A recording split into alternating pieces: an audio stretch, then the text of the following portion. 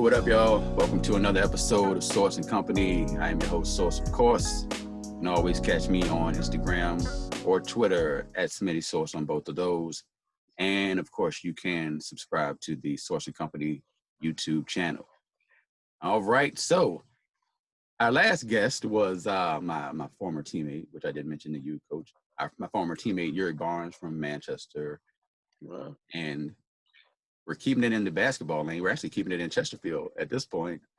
I've got the coach of the Monacan Lady Chiefs, the girls basketball team, 4 state titles over a 6-year span. He's been at Monacan for 15 years as a coach, and he is a teacher at Monacan as well. His name is Larry Starr. How you doing, Coach? Hey, Michael, how you doing? Thanks for having me. Absolutely. Thanks for taking the time to join me. How are you doing these days with the uncertainty of school and COVID-19, et cetera? I think I'm in the same boat as pretty much everybody. It creates stress. I mean, people don't realize with all the uncertainty, the stress it's created. And, I worry about my team. I worry about their families, how they're doing through this. People have lost jobs. So it's a tough time. Absolutely. Between, like you said, health, finances, and uncertainty, those 3 things are heavy. I say this pretty much every show because I ask that same question pretty much every show. I personally have done well. I feel like I'm doing well myself. Obviously, you don't want to be like, hey, I'm great, blah, blah, blah. Right. People are struggling, and being empathetic to others as well as yourself, because obviously it's a stress strain on your mind as well. So, but I like to say I'm doing pretty well because everybody's healthy on this side and trying to enjoy the things there are to enjoy, And we're in the same boat here. I mean, we've been lucky. Nobody in my family's been sick, although I do have some friends that have been sick. We still have our jobs, and so as far as my family's concerned, we're doing okay. That's good to know. You mentioned your job. Your secondary job, I would say, is coach at Monacan. Your primary job is a teacher. You're a teacher at Monacan as well. How has that experience been so far as dealing with the uncertainty, pretty much? Again, I know, like I heard that Chesterfield Monday's supposed to make a decision. When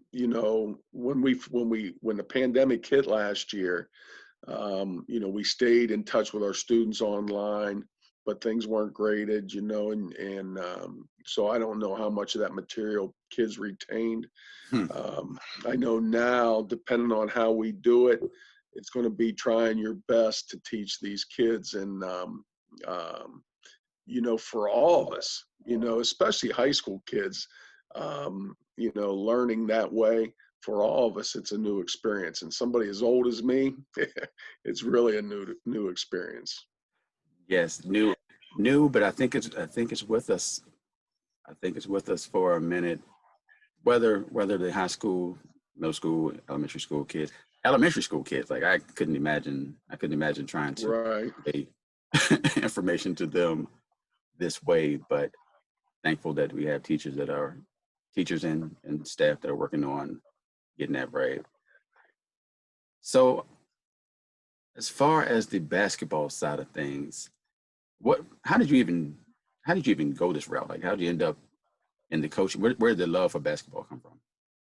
Well, I love basketball my whole life, In the old days, I played high school sports, played football, basketball, and baseball, and just always loved sports. And then, of course, I had dreams of being rich growing up. And, I thought, the one thing, and I would tell kids this today, I tell them in my class, is, man, you got to do something you love, because one of the things that I found out, I never became rich. I was okay. We were well off, but I never became rich. But by the time I was 35 to 40, I'm looking at my life and say, man, I don't want to do this for the rest of my life, and I started coaching AAU basketball, and I started refereeing high school basketball, and that just continually whetted my appetite. And then once I started coaching AAU, I knew, man, I'm gonna make a career change here. And so it actually worked out for me. When I was 40, I made the career change. um, Switched teaching between like 4 different schools in 4 years till I got to Monacan. I got to coach boys, got to coach girls, and I love where I'm at now, and I love what I'm doing now. So it definitely was the right decision for me. You mentioned AAU. And do you still coach AAU? No, I Okay, did for a while. I did both AAU and high school, but then I started getting burned out a little bit, and then so I backed off from AAU. gotcha. Uh, do you have any thoughts on AAU?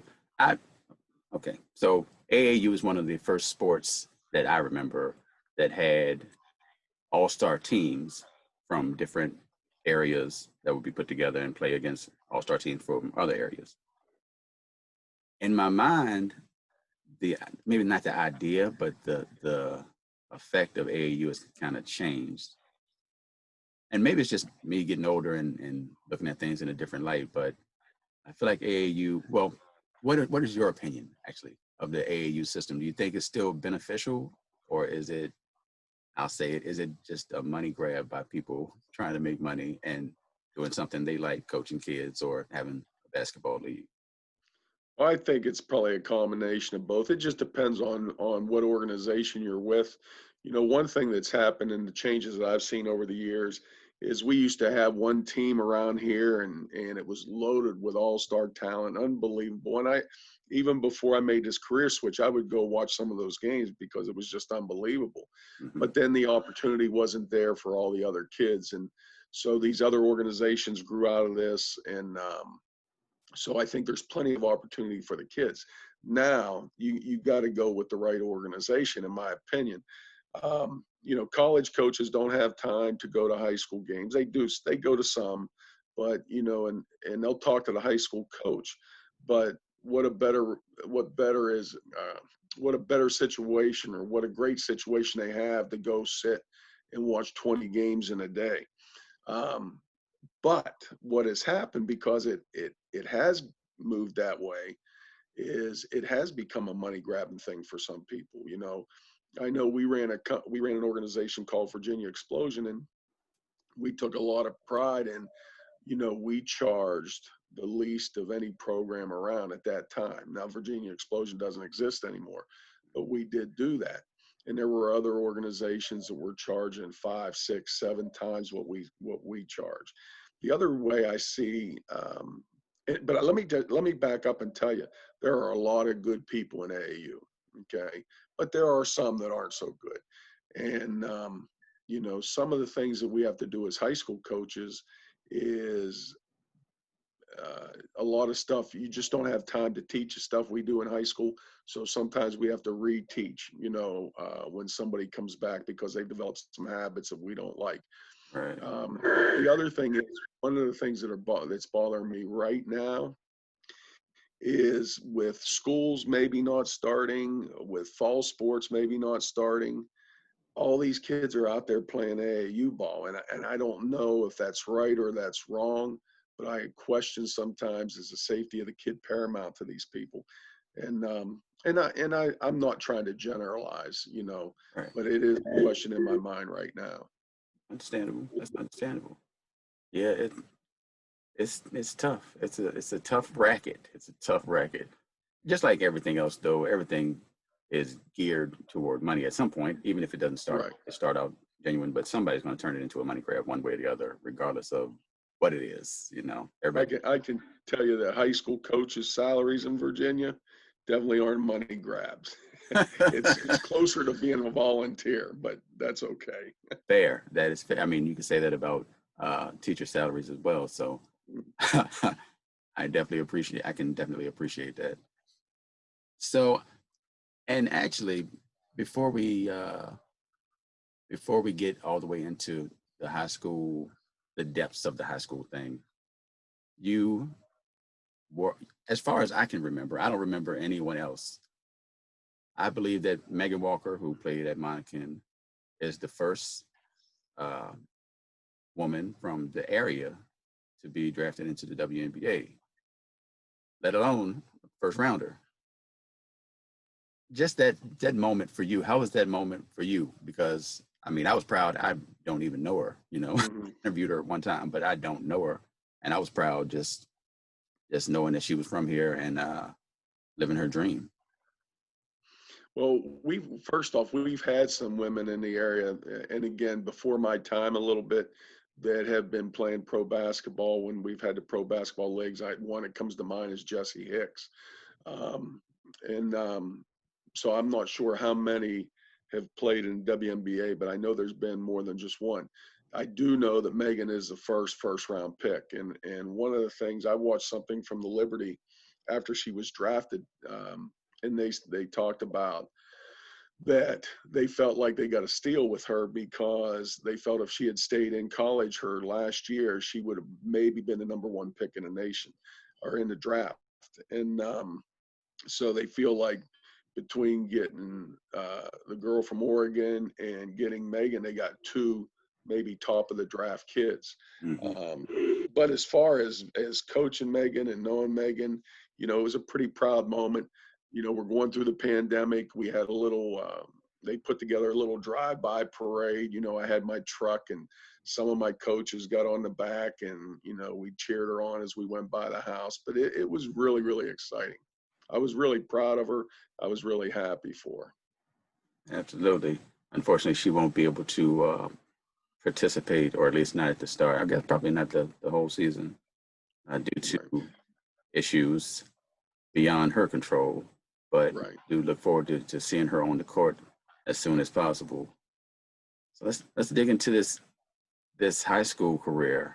Uh, 15 years, as you said, 316 wins, 83 losses, four state titles. One more recently that came in a different fashion. How did that go, man? I mean, I was just thinking about going to games. I can't imagine Right.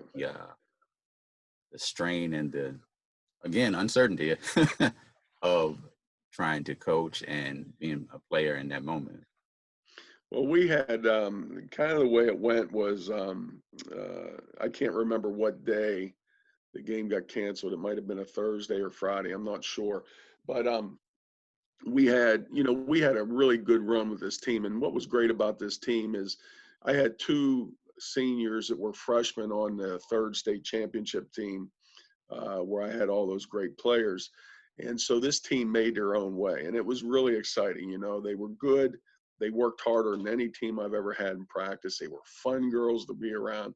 It was just a great season all the way around. So I was really looking forward to, after they won the state semifinals, was them getting to the Siegel Center.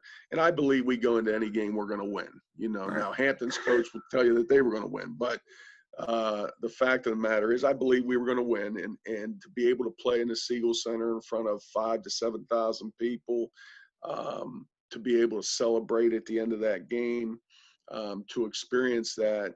I was excited for these girls because they had worked so hard. And one of the things that they had to do over those 3 years was they had to separate themselves from that three-time state championship team.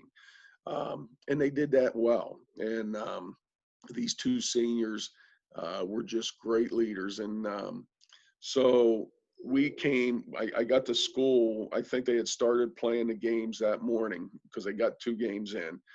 And we got to school, and my AD called me right away and said, "Look, it's family only tomorrow." We had practice that night, but family only tomorrow. I need you to get me a list so I can get it to the VHSL ASAP. So I talked to the principal. We had an announcement. All the girls came into my classroom, and we started putting together a list. So 2 hours later, and I emailed the parents. 2 hours later, we had a list, and they said no grandparents. It could only be siblings and parents. That was it. And so, we slipped. We had a grandfather that's always involved, and we slipped him in there as a parent. But we put together this list, spent a lot of time on it, Didn't teach because I was busy putting together the list, and sent it to the VHSL. So everything was good. That was about 10 in the morning. At 1:30, I get a call from the AD and said they've canceled the games. They're declaring you co-state champions. I said, oh man. So I called my girls, or I called the principal. He had another meeting in my room with the girls. And I said, look, the game has been canceled. We've been co-state champions. Well, there were some tears. A lot of people were upset, until I mentioned to them, hey, you're still co-state champions. I mean, there are 300 and some teams in Virginia, and you're one of 12 co-state champions across the divisions. I said, that's pretty dang good. And I said, plus you're going to get a ring. And then they all kind of got chipper a little bit, and Yeah. but we had practice scheduled that day. And I said, so for practice tonight, we're just going to go ahead and cancel it. And my two seniors said, no, we want it. We don't want it to be a hard practice, but we want just a practice for our last get together. I said, okay. So we had a little over an hour practice after school. And it was one of the most fun practices we've ever had. We did a TikTok video that they put together, and the social media. It's just such a good group of girls that didn't get to experience it. And then on top of that, we haven't been able to have an end of season banquet to celebrate those accomplishments. And so it's tough for them. I mean, they've accomplished a lot. They deserve to be recognized, and they didn't get recognized in the way they should. And that's across the board for everybody. Absolutely. Yeah. My daughter runs indoor. My youngest daughter runs indoor track, and I remember being at the state finals. Like I said, it was 2 weeks before, and not even thinking about this moment, and just thinking about them having their banquet and it being scheduled and everything. And the end of that, and Exactly. so it's tough. Obviously, it's tough on the adults, but it's super tough on the kids, because even from that moment to now, your whole world is changed. Now we Right. learn to adapt to change as it comes more than a 15, 16, 17-year-old has, because they haven't had the experience at all. Right. So we're expecting a lot from them, just staying positive and being motivated. As you mentioned, it's tough to teach them at this point with a new system. I couldn't imagine. I mean, it's tough on the teachers, but I couldn't imagine being a student and having that change immediately. Right. So it's a whole new world. But man, yeah, And I mean, it was immediate. Jeez. I yeah, mean, it just happened in the blink of an eye. yeah. And I guess, we all, not we all, but there were people that were still skeptical because it hadn't come to their area, or no changes had been Right. in their area. Actually, I think a lot of people, even in my day to day, a lot of people were like, it'll be fine until the NBA, until the NBA, when the NBA pulled the plug on that. I think it was that Wednesday night when Rudy Gobert was diagnosed, or it was stated Right. he had COVID-19. I think it was like a light switch, and people's whole perspective, like, oh, this is real, like across the board. Right. People that didn't take it seriously were suddenly like, oh, this is real life. Yeah, I think if the NBA hadn't pulled the plug, we'd have probably still had the state championship game. I think that was kind of the last straw that made VHSL cancel. What's funny, not funny, but since the NBA pulled on Wednesday, we were supposed to leave to go to New York for the nationals for track on Thursday, and we were kind of in limbo. We were in limbo as, are we supposed to go or not supposed to go? And then they ended up canceling the whole thing Thursday morning. We had already decided not to go as a school. Glen Allen, my daughter goes to Glen Allen. So we had already decided not to go as a school, as a team. And they canceled the whole deal. But enough COVID talk, man. That's that's not fun. It's a little depressing. It is. It'll bring you down like that. So the team you were talking about, you had the two seniors. You also had a junior by the name of Jordan Hodges, who ended up being state Player of the Year. Right. Tell me about Jordan, I guess, on the court, even off the court. Well, first off, she's a great kid, and secondly, she came in as a freshman, um, and right away I knew she was going to be a starting point guard. We had a great point guard for 3 years prior to that, and Alex Parson, and they were about the same size. They played the game the same, and she walked right in and led us in scoring. She's not selfish. I mean, I have to get on her to shoot more. She sees the court better than just about anybody I've ever coached. Incredible point guard. And she just took over right away. She's a quiet leader, and she's not very vocal, although as she's gotten older, she's gotten more vocal. But man, she did everything that I needed to do. And we really never missed a beat from going from Michaela Parson, Alex Parson, and then Jordan Hodges. We just didn't miss a beat. Now, I've been lucky since I've been a Monacan. If you go back, every year I've had great point guards, and so I've really been lucky with that, because that makes our engine go. That point guard is the person that makes everything go. Indeed, you mentioned Alex and Michaela. Alex, who was on the three championship teams Mm-hmm. for the state title. Michaela, who was on the team the years before that. I feel like, and you can speak more to that, obviously. I feel like obviously the piece having Megan is obviously a big deal, but I feel like from outside looking in, the same way I feel about the Tampa Bay Buccaneers when Tony Dungy was fired, John Gruden was hired, they won the Super Bowl the next year. I feel the same way about Right. Michaela, as far as you can make that, correlation from her leaving and then the team winning those Right. championships. A little bit about Michaela before we even get to the three championships. Well, Michaela was a great point guard, and I know she was not only the strongest guard I've ever had on my team. She was the strongest person I've ever had on my team. Mm. We lived in the weight room, and as a point guard in high school, she was benching 155. I know when she went to Richmond, because we took a lot of pride in that, and when she went to Richmond, she called me after a day of benching there that she was up to 185. Really excited. So she was just an incredible point guard. She saw the floor well. She wasn't as nearly as good an outside shooter as like Alex was, but man, she could take it to the hole, and it was hard to stop her because she was so physically strong.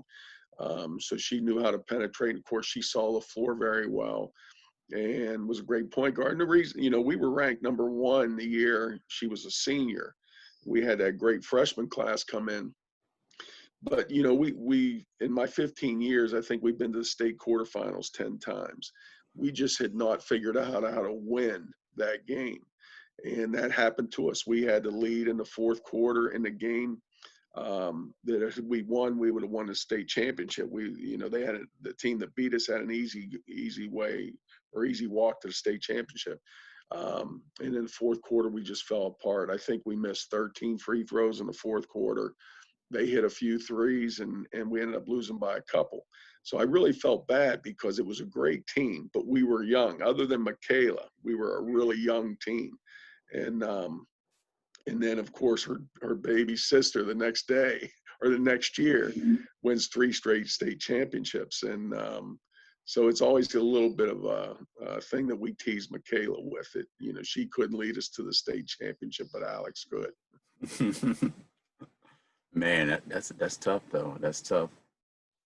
For me, just watching her play, her all around game is what it was for me. Like I feel like she did everything. She did literally everything that you needed a player to do on the court. So I love watching her play. And her senior year was Megan and Alex's freshman year. Freshman year, correct. So first time I saw Megan play, so I had heard that she, heard about her, and I walked into Glen Allen High School's gym, as the game was going on. I don't remember if y'all were playing Glen Allen or if it was a tournament. And as soon as I walk in, I'm at the corner. She's running to the corner. The ball's in the middle. I'm not sure who has the ball. She runs to the corner. They pass her the ball. And it was this moment I was like, wow. It's probably not a big deal for some people, but to me, it looked like a big deal. They threw her the ball. She's on the run. She caught it.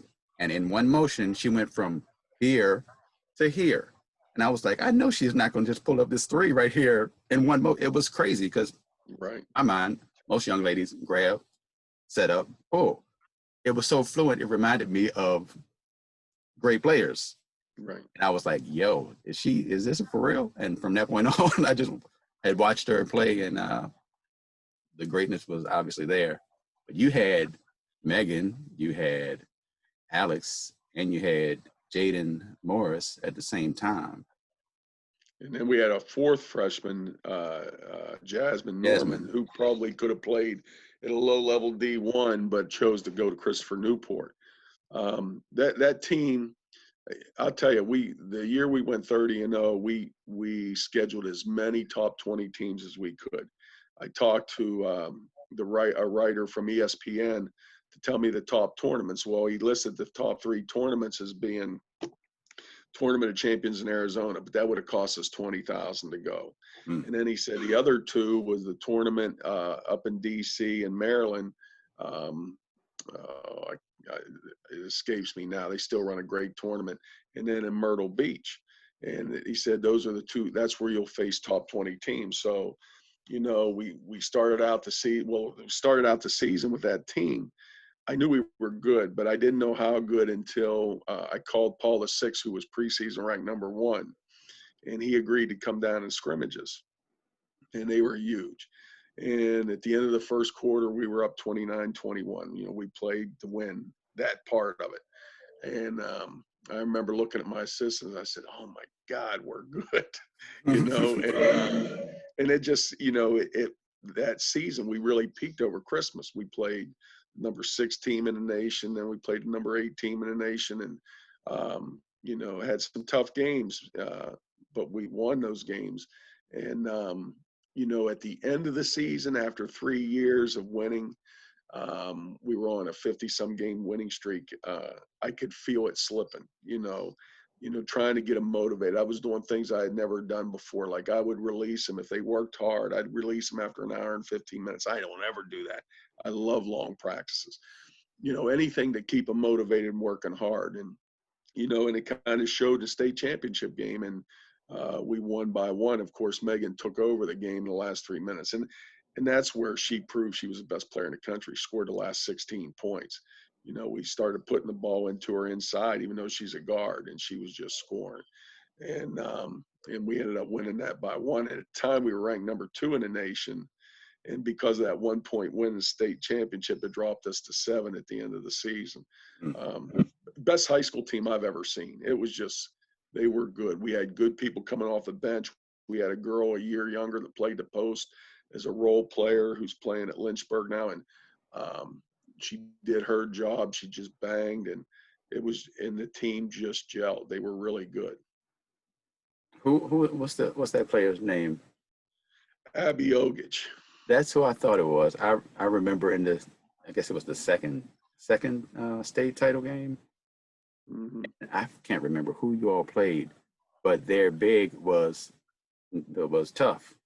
And I just remember her banging banging with the girl, the whole. William Fleming. I remember. Yeah.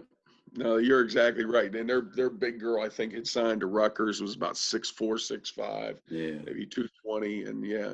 And then, I had a soccer player coming off the bench that would spell Abby, who was very physical. And it was a great team. I mean, we could go 8 deep very easily.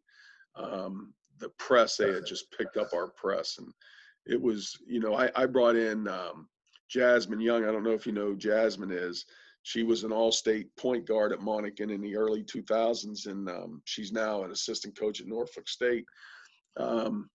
Best point guard I had ever seen until the ones that I've had. And she ended up playing at East Carolina and playing some pro ball overseas, and had her come in so we could trap her. And And she said, I just can't do this. I had my daughter come in, who was one of my first point guards, who was very good, played in college. And she said, oh my God, the press, we were just eating people alive with our press. And no team could run it like this team could run it. They were good. That's dope. That's dope. Man, uh, you had, well, you know what? I have to, so I don't get beat up later. I have to get some words on Alex 'cause I'm trying to keep it balanced over here. uh, she's at Richmond going into her senior year, and man, from the point when she started with you as a freshman, the first thing I realized is that she was not afraid to shoot that thing. I was like, you're a freshman coming off the bench, and she would let it go. She would let it go from 3-point range. I was surprised because, you know, freshman, good team, bunch of good players around, and it seemed like she had no fear. Talk about her development, if you don't mind, from then even to now, because she's at Richmond now, going into her last season.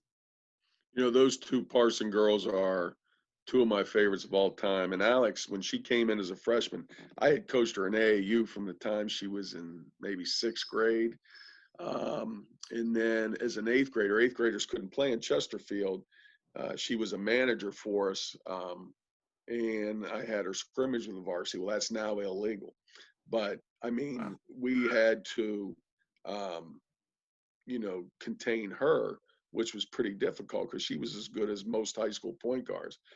When she came in as a freshman, she was good enough to start, and I start freshmen all the time. I'm a believer in the best players start, but sometimes you have to balance chemistry.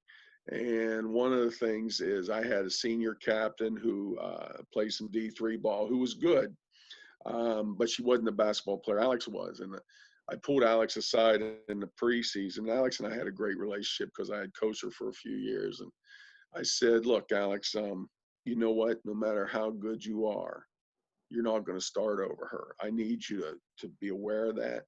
I said, "I need you coming off the bench. You're probably going to play more minutes than most of my starters, but I need you coming off the bench for that." And she was fine. And then I remember her dad asked me a while later, and he said, "What type of Kool-Aid are you feeding her?" I'm talking to her about starting, and she's saying, "Dad, I'm okay. I'm six man. I'm okay." So that's just her personality. Well, that continued. This girl could score 20 points a game if she wanted. When we had that great team, we wouldn't have been great without her because she's the one that distributed the ball. And she gave up 10 points a game, and I'm not lying, 10 points a game to distribute the ball. When we needed her to score, she scored. There was a game where Jaden was sick down in Myrtle Beach, and we were playing one of the top teams in the nation. And I think I think that's who we're playing. I can't remember exactly, but um, we needed her to score. And I pulled her aside before the game and said, "You got to score today." Um, because Jay was averaging 15, 16 points a game, and Alex hit 25 that day. And, she was the most unselfish person that I've ever coached. She was incredible. And she could handle the ball. She could see the floor. Um, just an incredible, incredible player. And, Megan, we're known because of Megan, but if you look at the rest of that team is what made us great. Megan made us great, of course, but you know what? Alex Parson made us great. Jade Morris made us great. Jasmine Norman made us great. And Abby Ogich, who averaged 4 points a game, made us great because of what she did. It was just a total team effort, total team. I was always. I'll tell you the first. Well, I happened to be at a cheer competition with my daughters at the Richmond Convention Center. I think it's called Convention Center. Mm. And I was walking through, and I saw the Parson dad, Steve Jr. And he was like, "Hey, what are you doing here?" And I'm like, "My daughters are cheering." He's like, "We're playing over here in a tournament." And this is when Michaela was hurt, so it was her junior year. So I guess Alex was in eighth grade. He's like, "Come over here. when you get a chance. So a couple hours go by, I go in, and I sit down and I'm watching. I've never seen Alex play before. I've never seen Michaela play before this Mhm. time. And I'm watching her. I'm watching Alex play, and I played point. Obviously, think I was better than I really was, but the point is, I played point, so I understand Right. what I'm looking at. And I saw her, and I was like, "What is going on right now?" She was just. I didn't even realize they were up. They were up by 20. It was maybe the second, third quarter. They were up by 20, and she was just every play they were giving her the ball. She break, dish, and I was like, "Yo, this is crazy." At that point, I did not realize everybody else was 16, 17, Yeah, she was but playing a couple 13. years up. I was like, "Oh my goodness, this is nuts." So I just remember that moment and adding that with Michaela. She's oh, it's a lot. You've been blessed with talent. I will tell you that. Oh yeah, I have, and I've been very, very lucky. Indeed, indeed. Um, so recently you visited the making a hard left. Recently you visited the monument, Robert E. Lee Monument, which has become uh, the grounds for, I don't know, a lot, the grounds for a lot across the nation. And you were out there with some coaches, high school coaches, I think I saw college coaches, and some players, not necessarily your players, but high school players or players that are in the area. I thought it was interesting. I was just looking around. I saw these coaches that I know, Hmm. and I saw you in one of the pictures with Bo Jones specifically. What made you? And we're not going to get deep into this thing, but Right, I understand. what made you? What made you do that? First of all, what made you go out there, and how was that experience for you? Well, it was a different experience for me, and one of the things Travis Richardson he teaches at UConn. I think he's used to be the coach there. He's the assistant coach at Caroline with his wife now.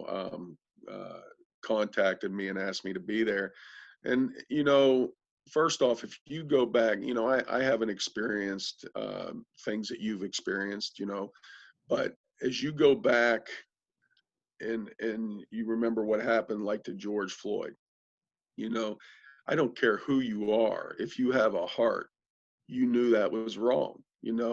And again, I haven't faced some of the things that my colleagues that are black have faced, but I do have a lot of African American players. And I think about their brothers. I think about their dads, and I love my players. Let me tell you, my players to me are like daughters. Not everyone likes me, but I love my players. And so you start thinking about that. And then as this whole movement started to go, when Travis contacted me, my thing was I didn't want it to be a police bashing thing, and there are bad police just like there's bad people in every endeavor, but there are a lot of good ones. I didn't want it to be a police bashing thing. And the way it was explained to me was it was a way to show unity. It was a way to communicate to our players, both young men and young ladies, that how they have to act so they don't get in a situation like that. Um, it was a way to show white and black together, and that's what sold me on it. So yeah, it was something different that I had never done, but I'm proud that I was there, and and it I think it reached beyond a white black barrier, you know. So that's how I felt about that. Definitely, I agree with that. I will.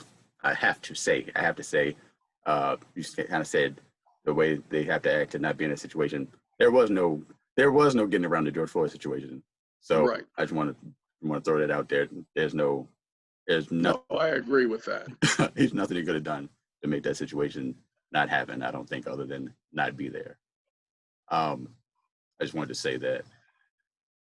Last thing I really want to get to. I don't want to stay in that topic.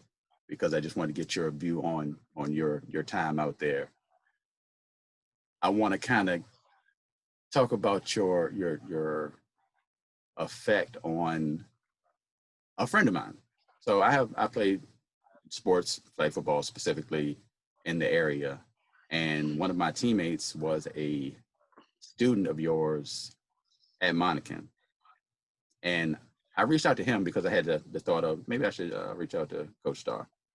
So I reached out to him. I was like, "You went to Monacan. Do you remember, or did you have any interaction with Coach Starr?" And he was like, "I love that guy. Man, he helped uh, change my life. I don't think I've ever told him directly, but he helped make me the guy I am." And I had no idea it was even going that route. I just thought he might have had contact with you and knew if you were a decent guy, generally speaking. But he was very complimentary, and I wanted to get him on. I wanted to bring him on, but I believe he's working at the moment, so I wasn't able to get him on. His name is Lance Hughes. You may remember Lance Hughes from Monacan.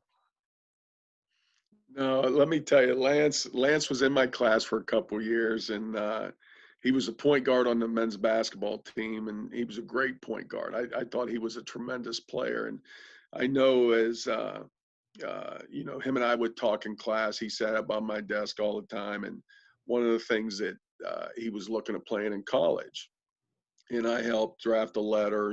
I said it's important that it comes from a coach, and we'll send this letter out, and we sent it out to some schools because the one thing that he did was in his class we had like a work co-op, and we went out to every once or twice a week we went out to an apartment complex and worked with the maintenance guys out there. Well, man, that was Lance's forte.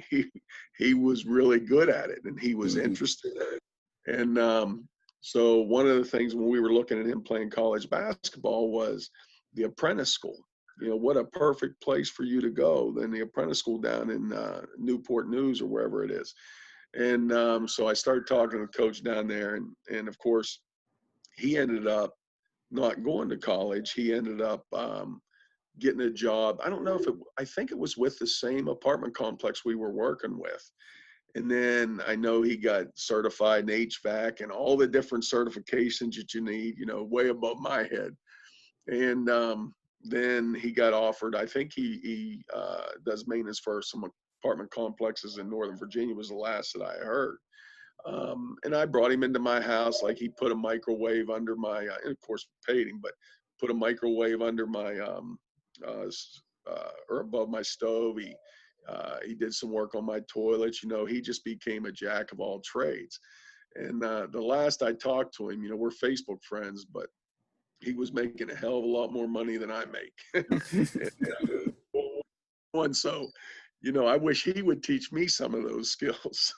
And he doesn't mind letting you know it either, not you particularly, but just in general. Right, exactly.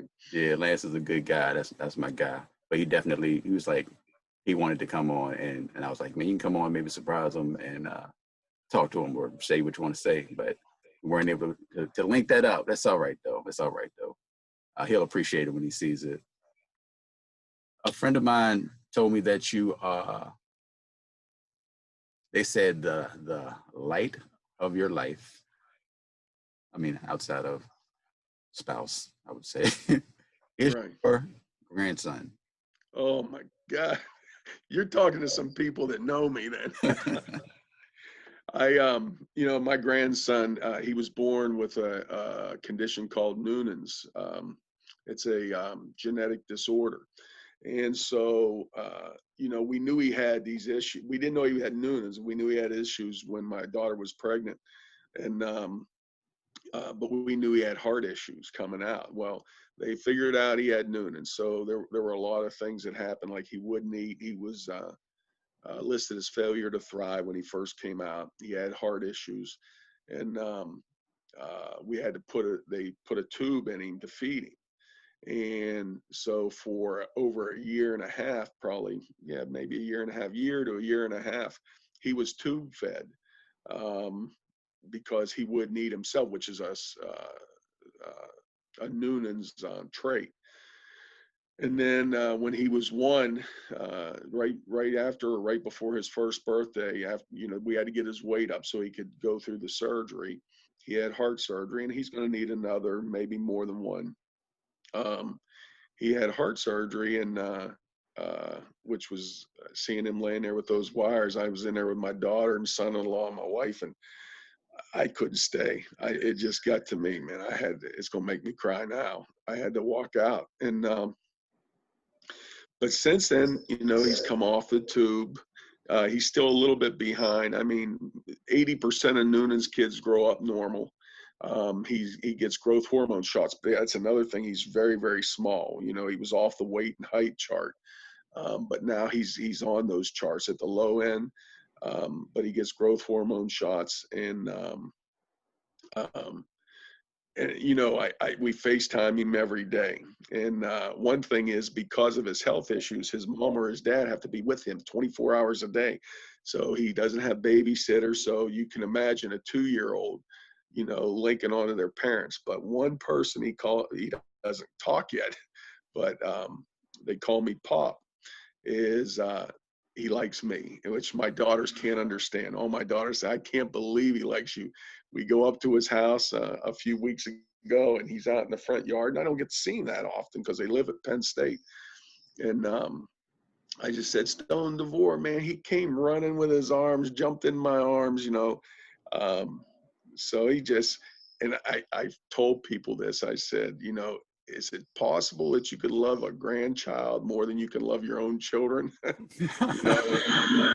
So I'm infatuated with him. I mean, I talk to him every day. I look at photos, videos every day. I'm going up there in a week or two to help them for a few days. It just, I just wish they were here where I could see him every day. But I am infatuated with my grandson. And That's awesome. Changed Awesome relationship. That's great, Coach. Well, I'll say I appreciate you taking the time. You don't know me, but I appreciate you just taking the time this morning, early this morning, and talking to me, sharing some insight to your career and your personal life as well.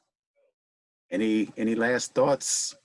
I don't know what they could be at this point because you've shared quite a bit. Well, I will tell you this. I hope that this is not the new norm. I hope that these kids get to experience what we experience, these young kids growing up, and this doesn't become the new norm.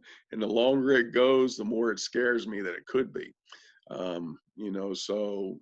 We're all in this together, whether we're black or white. And it just, it's a humanity thing. And hopefully we can be less divisive and show more unity as the days go on. Amen. Amen. Well, Coach, I appreciate you taking the time once again. Coach Larry Starr, Monacan High School Source out here. Thank you. Thank you.